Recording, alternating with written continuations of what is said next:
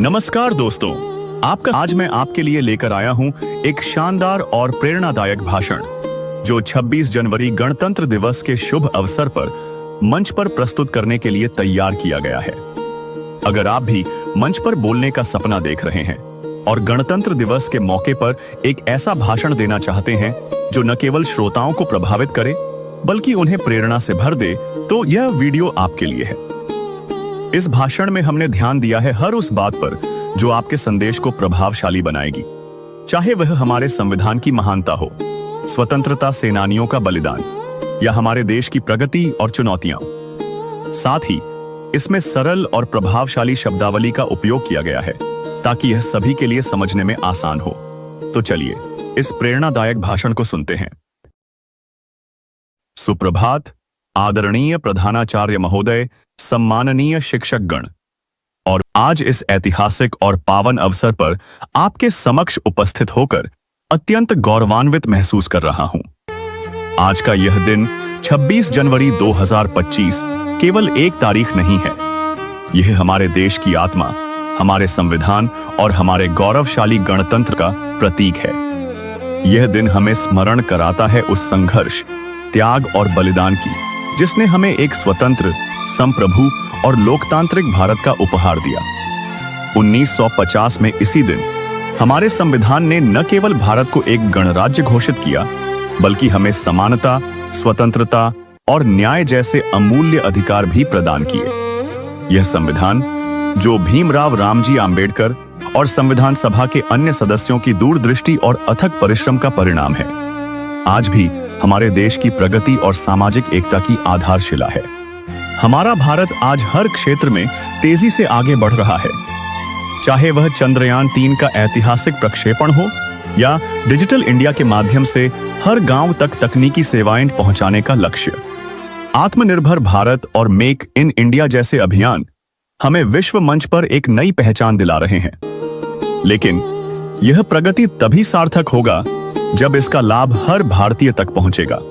गणतंत्र दिवस केवल उत्सव मनाने का दिन नहीं है, यह आत्मनिरीक्षण और संकल्प लेने का दिन है। हमें यह देखना होगा कि क्या हम अपने अधिकारों और कर्तव्यों के संतुलन को सही मायने में समझ पा रहे हैं। हमारे सामने अभी भी गरीबी, बेरोजगारी और सामाजिक असमानता जैसी चुनौतियां हैं। ये समस्याएं हमें याद दिलाती हैं कि हमें केवल अधिकारों की अपेक्षा नहीं करनी चाहिए बल्कि अपने कर्तव्यों का निर्वहन भी पूरी ईमानदारी से करना चाहिए। डॉक्टर APJ अब्दुल कलाम ने कहा था, सपने वो नहीं जो हम सोते समय देखते हैं, सपने वो हैं जो हमें सोने नहीं देते। हमें अपने सपनों को साकार करने के लिए अपने प्रयासों को निरंतर बनाए रखना होगा। मित्रों, गणतंत्र दिवस हमें उन वीरों की याद दिलाता है जिन्होंने अपनी जान देकर हमें यह स्वाधीनता और संविधान का वरदान दिया। आइए आज इस शुभ अवसर पर हम सब मिलकर यह संकल्प लें, हम अपने अधिकारों का सम्मान करेंगे, हम अपने कर्तव्यों को पूरी ईमानदारी और निष्ठा से निभाएंगे, हम भारत को हर क्षेत्र में सर्वोच्च बनाने के लिए प्रयासरत रहेंगे। जहां खेतों में लहराए हरियाली का सपना, जहां हर बच्चे की आंखों में हो शिक्षा का उजाला, वह भारत हमारा हो, वह भारत प्यारा हो, जहां हर नागरिक के लिए सुख और समृद्धि का ताज हो। प्रिय साथियों, गणतंत्र दिवस केवल एक दिन नहीं है, यह हमें हमारे उत्तरदायित्वों की याद दिलाने का एक संदेश है। आइए इस दिन को न केवल उत्सव के रूप में मनाएं बल्कि अपने कार्यों और विचारों से इसे सार्थक बनाएं। साथियों, हमारा गणतंत्र दिवस केवल एक तारीख नहीं है, यह हमारी अस्मिता, हमारी संस्कृति और हमारे गौरव का उत्सव है। यह वह दिन है जब हम अपने महान संविधान और हमारे देश की एकता का जश्न मनाते हैं। क्या आपने कभी सोचा है कि हमारे संविधान की असली ताकत क्या है? यह हमें न केवल अधिकार देता है बल्कि कर्तव्य भी सिखाता है। यह हमें सिखाता है कि हम अपनी आजादी की कद्र करें और हर वह प्रयास करें जो हमारे देश को सशक्त बनाए। हमारा इतिहास वीरता और बलिदान की गाथाओं से भरा है।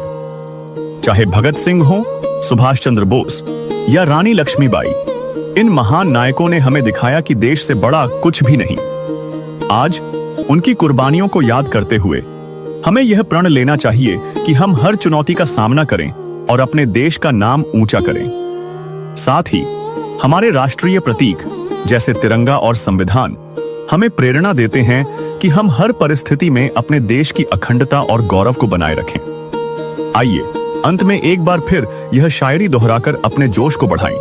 लहू से लिखा है जो इतिहास कोई मिटा नहीं सकता, भारत के जज्बे को कोई झुका नहीं सकता। तिरंगा लहराएगा हर हाल में, हम हिंदुस्तानी हैं, कोई हमें हरा नहीं सकता, कोई हमें हरा नहीं सकता। जय हिंद, जय भारत।